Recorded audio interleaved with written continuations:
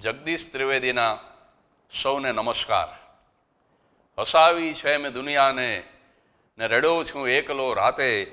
મને જાહેરમાં લીલામ કરવાનું નથી ગમતું. ખુદા રાખે સલામત આ તરસ મારી દર્દ મારા. મને માગી ભીખીને જામ ભરવાનું નથી ગમતું.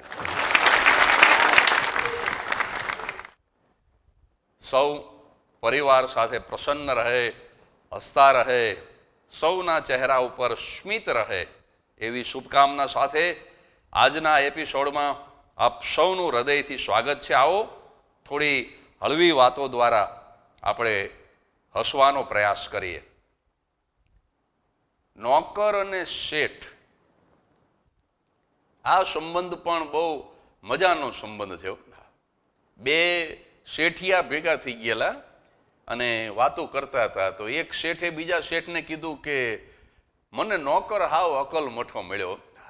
અરે બીજો કે ભાઈ મારા જેવો મૂર્ખ તો તારોય નહીં હોય. આપણે બે નોકરમાં હાવ છેતરાઈ ગયા.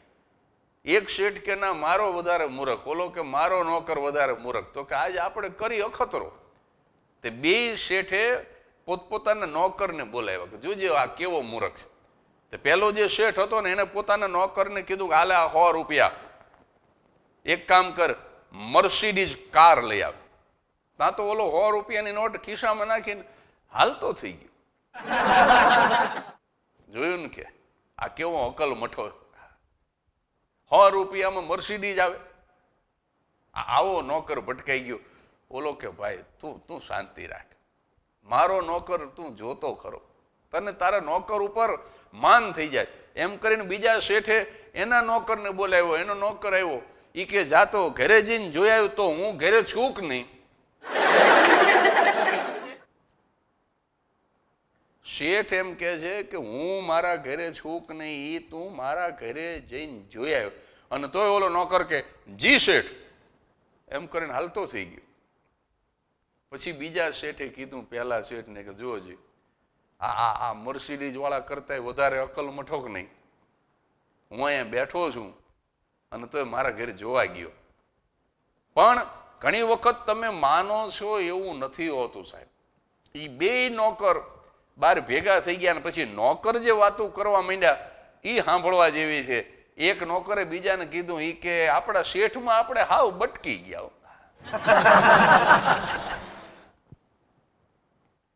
પૈસા પડી ગયા. આવા અકલ મઠા શેઠ બીજાને ન મળે. ઓલો કે મારો શેઠ અકલ મઠો, ઓલો કે મારો અકલ મઠો. ઈ કે હું તને કહું મારો શેઠ કેવો અકલ મઠો. બોલો, મને 100 રૂપિયાની નોટ આપી અને મને કે જા મર્સિડીઝ બેન્ઝ મોટર કાર લઈ આવ. 100 રૂપિયાની નોટ આપીને મોટર લેવા મોકલ્યો. બોલો, ઈ શેઠમાં એટલી બુદ્ધિ નથી કે આજ રવિવાર છે, આજ મોટરનો શોરૂમ બંધ ન હોય.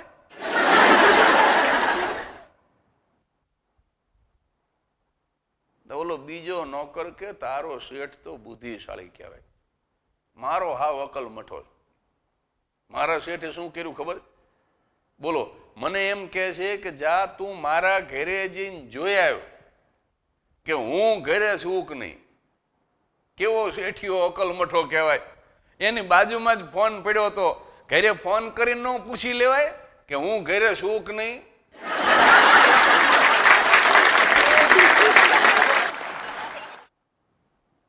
આપણા બેયના શેઠિયા હાવ બુદ્ધિ વગરના. એટલે ઘણી વખત સમાજમાં આવું જ બનતું હોય છે સાહેબ. શેઠ એમ માને કે મારા નોકરમાં બુદ્ધિ નથી અને નોકર એમ માને કે શેઠમાં બુદ્ધિ નથી. અને એનાથી આગળ વાત કરું ને તો અત્યારે સમાજમાં દરેક માણસ એમ માને છે કે સામેવાળા માણસમાં બુદ્ધિ નથી. પણ ખરેખર સામેવાળો માણસ સમજતો હોય છે કે આપણામાં જ બુદ્ધિ નથી.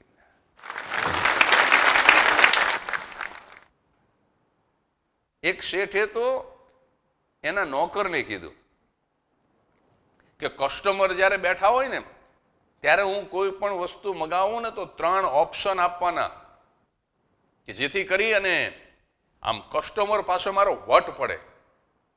નોકર કે કાંઈ વાંધો નહીં, તમે થોડોક પગાર વધારી દીજો તો 3 ને બદલે 4 ઓપ્શન આપો. એ કે ના ના બસ 3 આપવાના, આવતા મહિનાથી પગાર વધી જશે. અને 4-5 કસ્ટમર આવેલા ને શેઠ બેઠા હતા ને નોકરને બોલાવ્યો કે મારે આ વીકેન્ડની અંદર, આ શનિ રવિમાં મારે થોડો આરામ કરવો છે, આપણા ફાર્મ હાઉસની બંગલાની ચાવી મગાવી લેજે. એટલે નોકરને યાદ આવ્યું કે 3 ઓપ્શન, એટલે એણે તરત જ કીધું કે ચોક્કસ મગાવી લઉં, પણ હવે આ 3 ફાર્મ હાઉસમાંથી શેઠ કયા ફાર્મ હાઉસની મગાવું? લોનાવાલાની મગાવું કે પછી ગોવાની મગાવું કે પછી જો દૂર જવું હોય તો પછી શિમલાના ફાર્મ હાઉસની મગાવું? શેઠ રાજી થઈ ગયા. એ કે શિમલાના ફાર્મ હાઉસની મગાવજે. વળી થોડીક વાર થઈ તો કે એક કામ કર, ગાડી બહાર કાઢ, આપણે કસ્ટમર આવ્યા છે, આપણે એમને રાઈડ આપવી છે. એટલે તરત જ નોકરે કીધું કે કઈ ગાડી બહાર કાઢું? મર્સિડીઝ બેન્ઝ લઈને જવું છે, ઓડી લઈને જવું છે કે પછી BMW લઈને જવું છે? હવે ગાડી તો એક જ હતી હો શેઠ પાસે, ફાર્મ હાઉસ એક હતું જ નહીં. એ કે એક કામ કરીને ઓડી કાઢ, ઓડી, કારણ કે ઓડી એક જ હતી. જો ઓડી ન કે તો કિંમત કોડીની થઈ જાય એવું હતું. પછી કે ગાડી લઈને આવી પહેલા એક કામ કર, મને મારી સિગારેટ આપ. વળી નોકરને યાદ આવ્યું. એ કે કઈ સિગારેટ પીશો? ગોલ્ડ ફ્લેક આપું, વ્હીલ્સ આપું કે બ્રિસ્ટોલ આપું? શેઠ કે ગોલ્ડ ફ્લેક લાવો. હવે આવી રીતે હાલતું હતું, બરાબર હાલતું હતું. એમાં વળી શેઠને મગજમાં રહ્યું નહીં. એ કે એક કામ કરવાનું છે. શું? કે હાંજે આપણે બાપુજીને બોલાવવાના છે, તો બાપુજીને લઈ આવજે. ઓલો નોકર કે 3 માંથી કયા બાપુજીને લઈ આવું? અમદાવાદ વાળા બાપુજીને લઈ આવું, મુંબઈ વાળા બાપુજીને લઈ આવું કે પછી તમારા રાજકોટ વાળા બાપુજીને લઈ આવું?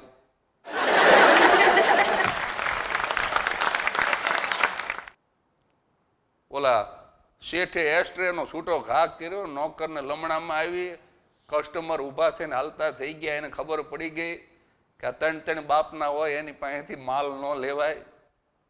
એટલે ઘણી વખત તમે ખોટો દેખાવ કરવા જાઓ ને તો ફસાઈ જાઓ સાહેબ. અને નોકર સારો હોય જો તો વાંધો ન આવે, બાકી નોકરે અકલ મઠો હોય તો એ તમને ફસાવી જ દે સાહેબ. વિઠ્ઠલ અને જીવલો બે પાકા ભાઈબંધ. અને જીવલો પાછો બેચર શેઠની દુકાનનો વાણોતર. તે એકવાર વિઠ્ઠલ ગયો જીવલાને મળવા, અને બે વાતું કરતા હતા ભાઈબંધ, બે નોકર. અને એમાં બેચર શેઠને ચા પીવાનું મન થયું એટલે આમ થડા ઉપર બેઠા બેઠા એને તો આમ તકીએ ટેકો દીધેલો, ઓર્ડર કર્યો, ભાઈ જીવલા ચા બનાવજે. પણ વિઠ્ઠલ હારે વાત કરતા કરતા જીવલો કે આંધળા છો શેઠ? આ મારો ભાઈબંધ વિઠ્ઠલ મને ઘણા દિવસે મળવા આવ્યો, એ જોતા નથી? એક દી ચા નહીં પીવો તો ક્યાં મરી જવાના હતા? શેઠની હામી જોયા વગર મોઢ આવું જીવલાએ કહી દીધું, વિઠ્ઠલ તો જોઈ રહ્યો. એ કે જીવલા, શેઠને આવું કહેવાય? અરે આ શેઠિયાઓ તોડાવી નાખે, આને તો ગગલાવા જોઈએ આખો દી. આ જો ચીંધે એટલા કામ કરો તો આ તમને નવરાજ નો રહેવા દે. અને જીવલાને મળીને વિઠ્ઠલ તો ગયો. વિઠ્ઠલ પાછો તલકચંદ શેઠનો વાણોતર. બીજે દિવસે ઈ પોતાની દુકાને નોકરીએ ગયેલો ને એમાં 3-4 વાગ્યાનો સમય થયો ને તલકચંદ શેઠે હળવેકથી કીધું કે હે વિઠ્ઠલ ચા બનાવજે. અને વિઠ્ઠલને જીવલો યાદ આવ્યો. તલકચંદ શેઠને મોઢ મારી દીધું. એક દી ચા નહીં પીવો તો ક્યાં મરી જવાના હતા? શું આમ 4 વાગ્યામાં તરત ચા કરો? અને આમ જ્યાં કીધું ને તલકચંદ શેઠ ઊભા થયા ને એક લાફો ફેરવીને માર્યો વિઠ્ઠલને. અત્યારે તારો હિસાબ કરી નાખ, નોકરીએ ન આવતો કાલથી. એક તો લાફો ખાધો, નોકરી ગઈ. રોતો રોતો આવ્યો બેચર શેઠની દુકાને. હો ભાઈ વિઠ્ઠલ, જીવલો કેલા કેમ રોવે છે? તો કે તે કાલ જે શેઠને કીધું, બેચર શેઠને, ઈ અખતરો મેં આજ મારા શેઠ ઉપર કર્યો. મને ફેરવીને લાફો માર્યો, મને નોકરીમાંથી કાઢી મૂક્યો. ત્યારે જીવલાએ કીધું કે તારે સમજી વિચારીને બોલવું જોઈએ ને, બેચર શેઠ તો હાવ બેરા છે.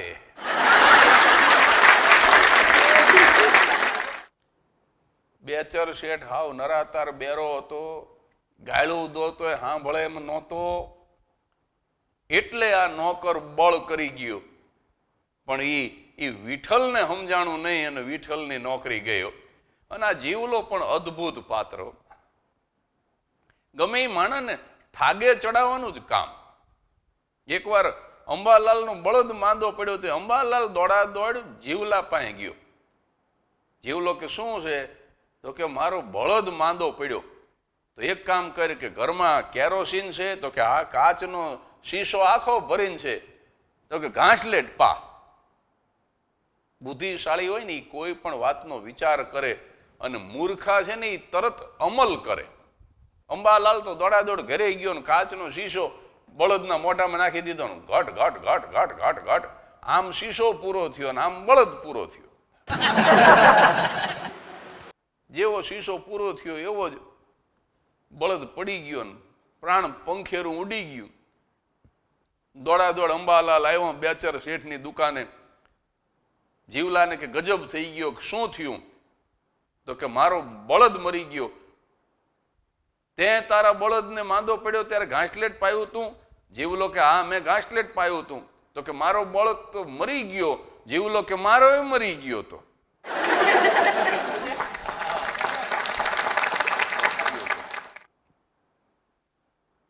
બોલો કે પણ તારો મરી ગયો તો તે મને કીધું કેમ નહીં? જીવલો કે ઈ તે મને પૂછ્યું કે કેરોસીન પીવડાવી પછી શું થાય છે? તે મને આવીને પૂછ્યું કે તારો માંદો પડ્યો ત્યારે તે શું કર્યું? મેં એમ કીધું કે મેં કેરોસીન પીવડાવ્યું. અકલ મઠા તે જઈને કેરોસીન જ પીવડાવ્યું. મારો ગુજરી ગયો તેમ તારોય ગુજરી ગયો.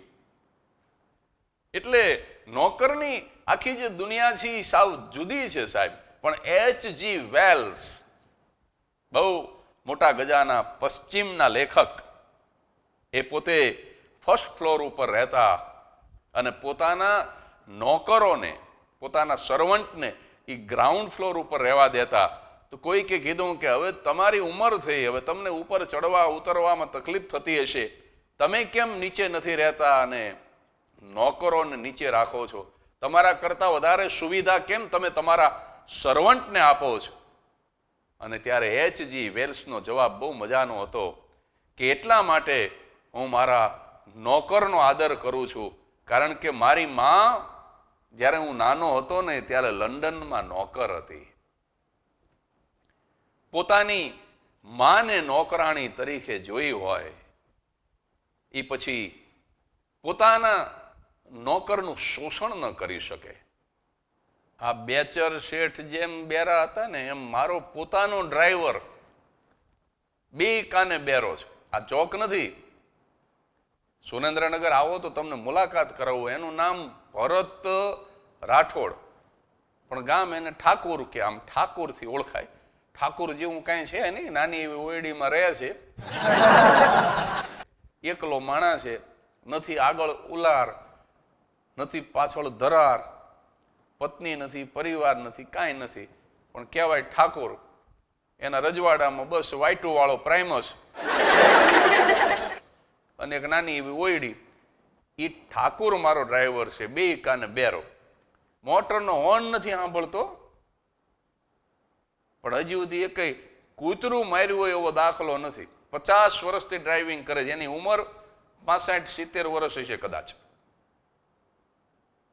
ઈ ઠાકોરને એકવાર હું અમદાવાદનો કાર્યક્રમ પૂરો કરીને આવતો તો જો આ બેરા કેવા ગોટે ચડાવી દે આપણને. અમદાવાદનો કાર્યક્રમ કરીને આવતો તો રાત્રે લગભગ 3:30-4 વાગ્યાનો સમય પરોઢિયાનો. અચાનક મારી ઊંઘ ઉડી ગઈ અને મેં આમ આંખ ખોલીને તો આમ ઠાકોરે ઝોકું ખાધું હોય ને એવું મને લાગ્યું, એવું કંઈક દેખાણું. એમાં મારી ઊંઘ ઉડી ગઈ. મેં કીધું ભાઈ તમે યાર જોકું ખાઈ ગયા. અરે મને કે હું જાગું છું. મેં કીધું તમે જાગતા હોય તો તમે મારી યાર વાતું કરો. કીધું નહીં, મૂંગા નહીં, મારી યાર વાતું કરો, કારણ કે મારી તો નીંદર ઉડી જ ગઈ હતી એને જોકું ખાતા જોયા એટલે. પણ ઈ સાહેબ પરોડીએ 4 વાગે મારો ડ્રાઈવર, અરે મને કે તમે વાતુંની ક્યાં વાત કરો, વાર્તા કરું તમને. બોલો, હવે બે કાને બેરાએ પાછી પરોડીએ 4 વાગે રામાયણની વાર્તા ઉપાડી. મને કે દશરથ ને રાણીઓ 3 કેટલી એમ કરીને મારી આમ મૂકું, તમે આમ આમ આમ હામું જુઓ, આમ આમ આમ નહીં જોવાનું, આમ જ જોવો. કીધું ભાઈ હું જવાબ આપીશ. હવે હું 3 ન બોલું ત્યાં સુધી એની વાર્તા આગળ ન હાલે. બોલો, મેં કીધું 3. મને કે સૌથી મોટા કૌશલ્યા કોણ? મેં કીધું કૌશલ્યા. મને કે એનાથી નાના સુમિત્રા કોણ? સુમિત્રા. હું વાર્તા કરું છું કે એ વાર્તા કરે છે એ નક્કી ન થાય. સૌથી નાના કઈ. મને કે કોણ? મેં કીધું કઈ. એ 3 રાણીને દીકરા 4. મને કે કેટલા? મેં કીધું સામે જુઓ, સામે. મારી સામે નહીં જોવાનું કીધું, આમ રોડ ઉપર જુઓ. મને કે કેટલા? મેં કીધું 4.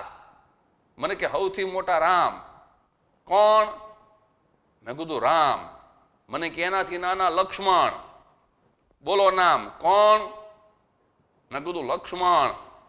મને કે એનાથી નાના, એનું નામ ને મારું નામ 2 એક. કોણ? મેં કીધું ભરત. મને કે સૌથી નાનો સુગ્રીવ. સુગ્રીવ કીધું એમાં મારી હાવ ઊંઘ ઉડી ગઈ. એટલે મેં કીધું આમાં સુગ્રીવ ક્યાંથી આવ્યો? તે ગાડી હાંકતા મને કે જો નીંદર આવશે ને પછી નામમાં ફેર પડશે પણ સંખ્યામાં ફેર નહીં પડવા દો.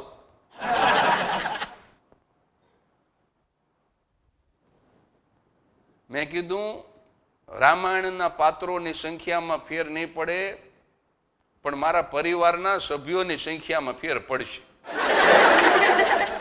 તારે યારે જો વધારે ધંધો કર્યો ને તો મારા રેશન કાર્ડમાંથી એક નામ ઓછું થશે. એના કરતાં હું ગાડી હલાવી લઉં, પછી આંખમાં પાણી છાંટી અને લીંબડીથી મેં ગાડી હલાવી.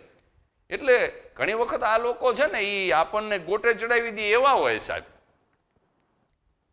શેઠ અને નોકર, ડ્રાઈવર અને શેઠ, આ સંબંધો જ બહુ મજાના છે. એક શેઠે એના નોકરને કીધું કે પાણીનો ગ્લાસ ભરી આવ્યો. અમુકને આમ એવી ટેવ હોય તે આમ ગ્લાસ તો લઈને આવ્યો પણ આમ 3 આંગળા પાણીની અંદર જબોળીને આવ્યો. બોલો, આમ 2 આંગળાથી ગ્લાસ પકડેલો, 3 આંગળા પાણીમાં, અને એમ કોઈને પાણી દેવા જવાય? ઈ પીવું ભાવે પાણીમાં આંગળા? શેઠ ખીજાઈ ગયા કે જો આવી રીતે કોઈ દિવસ નહીં લાવવાનો ગ્લાસ. આ બહુ બેડ હેબિટ કહેવાય. આ પાણી મારે પીવાનું છે એમાં તું આમાં આંગળા પાણીમાં રાખે છે? પેલા ક્યાં નોકરી કરતો હતો? તો કે પેલા છે ને શેઠ હું એક રેસ્ટોરન્ટમાં નોકરી કરતો હતો અને ત્યાંય મારે આ તમારા જેવો જ પ્રોબ્લેમ થયો હતો. શું પ્રોબ્લેમ થયો હતો? તો કે રેસ્ટોરન્ટમાં જમવા માટે થઈને તમારા જેવા જે ચોખલા શેઠ આવ્યા, ચોખલા, અને એને પાણી મગાવ્યું ને તે પછી આમ હું આંગળા બોળીને પાણી દેવા ગયો ને તો તમારી જેમ જ એ ખીજી ગયા કે ખબરદાર જો કોઈ દિવસ આવી રીતે આમ આંગળા બોળીને પાણી લાવ્યો છું ટ્રેમાં લાવવાનું. પછી તે શું કીધું? તો કે પછી મેં તો કાંઈ ન કીધું પણ એ જમવા જે શેઠ આવ્યા હતા ને તમારા જેવા ચોખલા, એનું બાવડું પકડી અને પછી હું અંદર લઈ ગયો રહોડામાં.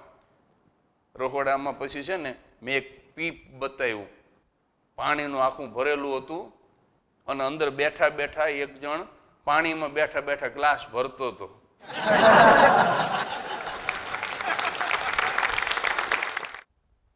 એ મેં પછી ઓલા શેઠને બતાવ્યું કે મેં તો ખાલી 3 આંગળા જ બોલ્યા છે, આ પોણો અંદર બેહીને આપણા હાટું ગ્લાસ ભરે છે.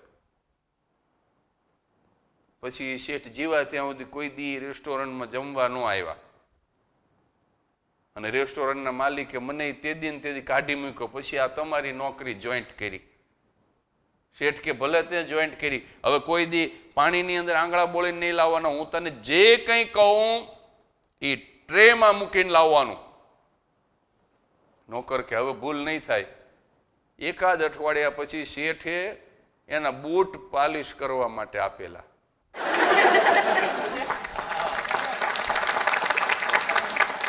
પોતાના ઘરની નીચે કોઈ ફૂટપાથ ઉપર પાલિશ કરતો હોય છે, એને બૂટ આપીને આવેલા. શેઠે આ નોકરને હુકમ કર્યો કે મારા બૂટ લઈ આવ્યો. આમ ટ્રેમાં મૂકીને પ્રગટ થયો. જગારા મારે એવા બૂટ ટ્રેમાં મૂકેલા. શેઠે ઉપાડીને એક લાફો માર્યો, કાલથી નોકરીએ ન આવતો. એટલે નોકરની પણ એક આખી દુનિયા છે સાહેબ. પણ એક વાત છેલ્લે મારે જતા જતા નોકર વિશે એટલી જ કહેવી છે, આ નોકર અને શેઠનું ચેપ્ટર પૂરું કરવું પહેલા, કે કેરીની સિઝન શરૂ થાય અને પોતાના ઘરે કેરીનો કરંડિયો આવે એની સાથે જ જો પોતાના નોકરના ઘરે પણ કરંડિયો પહોંચી જાય તો એ શેઠ સંસારી હોય તો પણ એને સંન્યાસીનો દરજ્જો આપી શકાય, એને સજ્જનનો દરજ્જો આપી શકાય. બાકી આખો ઉનાળો, આખી કેરીની સિઝન બે મોઢા કરી અને બે હાથે કેરીઓ ખાય અને નોકરના હાથમાં ગોટલોય ન આવે, એને શેઠ ન કહેવાય, એને શઠ કહેવાય. એકવાર તો એવું બન્યું, એક ટ્રેન છે ને એ બોલો ખેતરમાં જતી રહી, પાટા ઉપરથી ખેતરમાં. રેલવેના અધિકારીઓ આવ્યા ને ડ્રાઈવર પાછું જીવતો હતો, એ ડ્રાઈવરને પકડ્યો ને એને બોલાવીને કીધું કે આવો અકસ્માત કોઈ દિવસ રેલવેના ઇતિહાસમાં નથી થયો, આવો અકસ્માત થયો જ કેવી રીતે? એટલે ઓલા ડ્રાઈવરે કીધું કે સાહેબ તમે મારી વાત સાંભળો પહેલા, હું ફૂલ સ્પીડમાં 120 કિલોમીટરની ઝડપે ટ્રેન દોડાવતો હતો અને એક ભાઈ બોલો પાટાની વચ્ચોવચ્ચ પાટાની ઉપર આ મરવા માટે થઈને ઊભો હતો. બોલો શું નિર્ણય લેવો? ઓલા અધિકારીઓ કે ભલા માણા, એ એક માણસ જે ઊભો હતો એને મારી નખાય.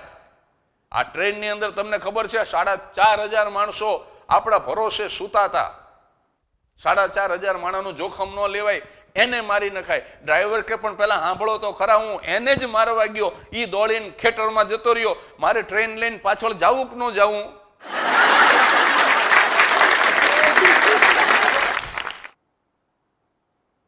ઓલાને મારવા માટે થઈ અને પાટા ઉપરથી ખેતરમાં આખી 32 ડબ્બાની ગાડી લઈને વાહી થયો. બોલો, એમ તો અમારે અંબાલાલે એક વખત રેલવેના ડ્રાઈવરની નોકરી સ્વીકારેલી, પણ એક જ વર્દી કરી, એક જ વર્દી, અને રેલવે વાળાએ ડિસમિસ કરી નાખ્યો.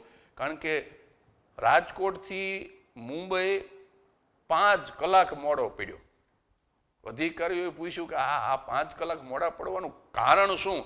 પણ કારણ જાણવા જેવું હતું. અંબાલાલ દરેક ફાટકે બોલો ગાડી ઊભી રાખે ને એન્જિનમાંથી આમ બહાર ડોકું કાઢીને ઓલા ફાટકે ઊભા હોય ને એને પૂછે કે મુંબઈ જવું હોય તો આમ સીધું જ જવાનું ને?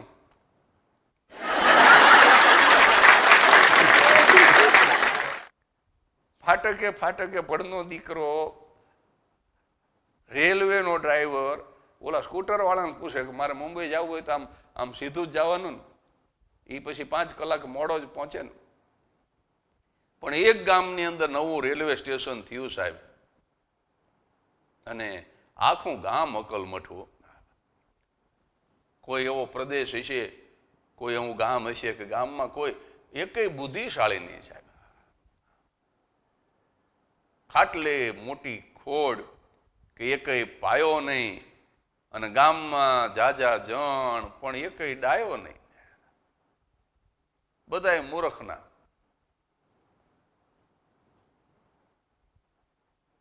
એમાં રેલવે સ્ટેશન નવું થયું ભાઈ, અને પહેલી ટ્રેન આવવાની હતી, અને બન્યું એવું કે એ ટ્રેન લગભગ અસંખ્ય માણસોને મારીને નીકળી ગઈ. અને બહુ મોટો અકસ્માત થઈ ગયો પહેલી જ ટ્રેનનો. અને પછી તો પત્રકારો આખા દેશમાંથી આવ્યા ને પોલીસ ખાતું આવ્યું ને CID બ્રાન્ચમાંથી આવ્યા ને બધી તપાસ થવા માંડી કે આવડો મોટો અકસ્માત આ પહેલો જ ફેરો, અને આનું કારણ શું? પણ કારણ જાણ્યું ને ત્યારે ખબર પડી કે મૂર્ખામી સિવાય બીજું કોઈ કારણ નહોતું. 26 માણસો ત્યાં હાજર હતા, એમાં 25 ગુજરી ગયા ને એક જીવ તો બચ્યો તો તાજનો સાક્ષી. એને પકડ્યો પોલીસ વાળાએ કે તું કારણ આપ, આવડો મોટો અકસ્માત થયો કેવી રીતે? તો કે એમાં બહુ વ્યાજબી કારણ છે. આ 25 જણા ટ્રેન પહેલવેલી આવતી હતી તો એના સ્વાગત માટે થઈને આવ્યા હતા અને એમાં એનાઉન્સમેન્ટ થયું कि बंबई की ओर से आने वाली और दिल्ली की ओर जाने वाली राजधानी एक्सप्रेस ट्रेन प्लेटफॉर्म नंबर 1 पे आएगी. હવે તમે રેલવેનું એનાઉન્સમેન્ટ કોઈ પણ સાંભળશો ને તો એમ જ કહેશે કે પ્લેટફોર્મ નંબર 1 पे आएगी, પ્લેટફોર્મ નંબર 3 पे आएगी. પ્લેટફોર્મ ઉપર આવશે એમ કે પાટા ઉપર આવશે એવું નહીં બોલે. ઓલા 25 અકલ મઠા એ કે ગજબ થઈ ગયો, શું કે પ્લેટફોર્મ ઉપર આવે છે તો કે હવે શું કરશું કે પાટા ઉપર જતા રહો. તો એ બધા કૂદકા મારીને 25 જણા પાટા ઉપર જતા રહ્યા ને એમાં ટ્રેન નીકળી 25 ને લેતી ગઈ. ઓલા પોલીસ અધિકારી કે ઈ તો બરાબર, પણ તું કેવી રીતે બચી ગયો? ઈ કે હું તો પાટા ઉપર મરવા હોઈ ગયો તો ઓલરેડી, મારે તો ગુજરી જાઉં. એમાં એનાઉન્સમેન્ટ થયું कि बंबई की ओर से आने वाली और दिल्ली की ओर जाने वाली राजधानी एक्सप्रेस ट्रेन प्लेटफॉर्म नंबर 1 पे आएगी. એટલે મને એમ થયું કે પ્લેટફોર્મ ઉપર આવે છે તો હું પાટા ઉપરથી કૂદકો મારીને પ્લેટફોર્મ ઉપર આવીને હોઈ ગયો.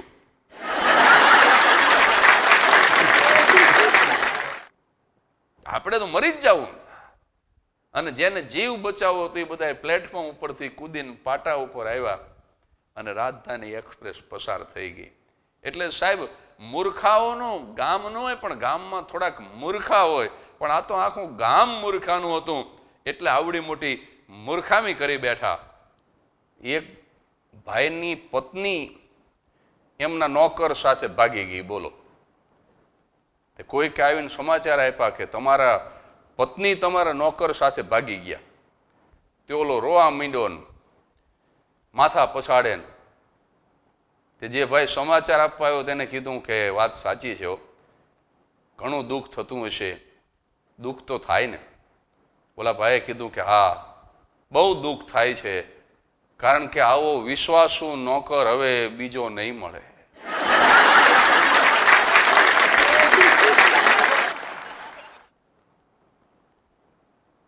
ઓલો સમાચાર લઈને આવ્યો તો એ ભીતે માથા ભટકાડવા માંડ્યો. એ કે મને એમ કે આને આ પત્ની ભાગી ગઈ એનું દુઃખ થતું હોય છે, પણ આ તો નોકર ભાગી ગયો એનું દુઃખ થાય. એક યુવાનને કોઈ પરિણીત સ્ત્રી સાથે પ્રેમ થઈ ગયો ને બે નક્કી કર્યું કે આપણે હવે રાત્રે 2 વાગ્યાની ટ્રેનમાં આપણે ભાગી જ જવું. રાત્રે 2 વાગે નક્કી કર્યું તો એ સ્થળ અહીંયા બે ભેગા થઈ ગયા ને રિક્ષામાં બેસીને ઓલા બેન આવ્યા ને આ યુવાન એ રિક્ષામાં બેસી ગયો ને રેલવે સ્ટેશન પહોંચ્યા. અને રેલવે સ્ટેશન જ્યાં ઓલા રિક્ષાવાળાને ભાડું આપવા જાય તો રિક્ષાવાળાએ વિવેક કર્યો. એ કે ભાડું આ બેનના વરે આપી દીધું છે.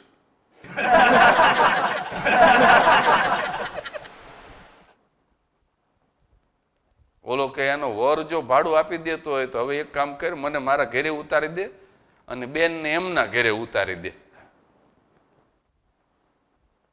એટલે આ આખી દુનિયા બહુ અજબ ગજબની દુનિયા છે સાહેબ. એક શેઠને ડોક્ટરે બધું જ ખાવાની ના પાડેલી, ગળ્યું નહીં ખાવાનું, હાઈ પ્રોટીન નહીં ખાવાનું, તળેલું નહીં ખાવાનું, ઘી ચોપડેલું નહીં ખાવાનું. અને એમાં એ શેઠના શેઠાણી આમ થાળી લઈને આવ્યા અને 4 રોટલી અંદર હતી ને એ પાછી આમ ઘીમાં લથબથ હતી. અન શેઠે રાડ પાડી કે ડોક્ટરે મને 2 જ રોટલી ખાવાનું કીધું છે ને એ પણ ઘી ચોપડા વગરની ખાવાનું કીધું, અને આ 4 રોટલી ને ઘીમાં લથબથ. ત્યાં તો શેઠાણી દોડા આવ્યા, માફ કરજો નોકરની થાળી ભૂલમાં તમને આપી દીધી.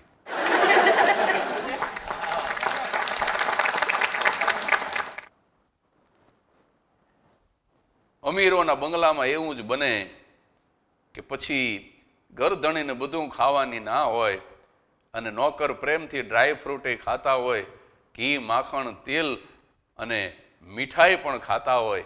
કારણ કે સાજ આવ્યું હાથમાં ત્યાં સૂર સૌ છૂટી ગયા અને સાકીએ લીધી સુરા ત્યાં જામ સૌ ફૂટી ગયા. અને જેના માટે જીવતા બેઠા, જેના માટે જૂરતા બેઠા અમર, જેના માટે જૂરતા બેઠા અમર, એ પધાર્યા એ જ વેળા પ્રાણ પણ છૂટી ગયા. એ પધાર્યા એ જ વેળા પ્રાણ પણ છૂટી ગયા.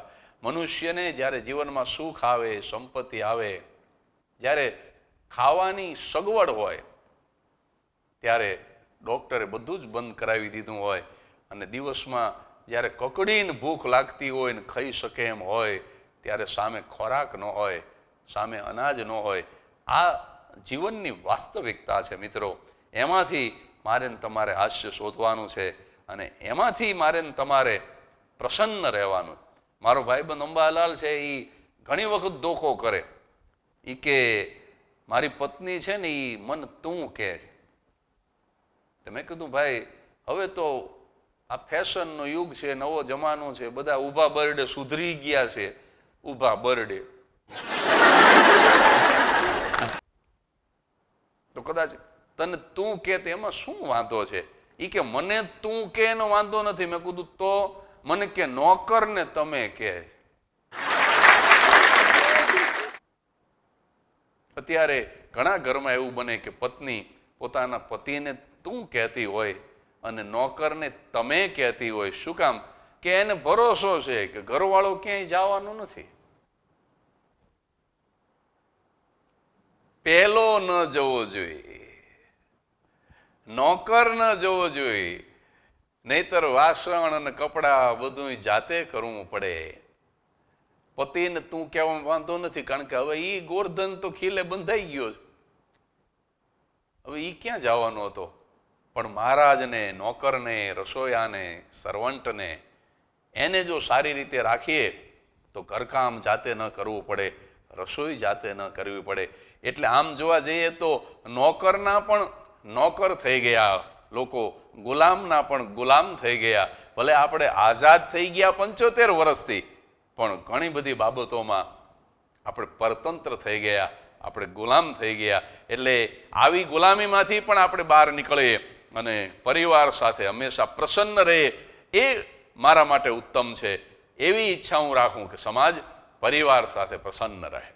जन्नत की रेल है, किस्मत का खेल है, जल्दी से चढ़ જા મોમીન, વરના ગાડી ફેલ હૈ.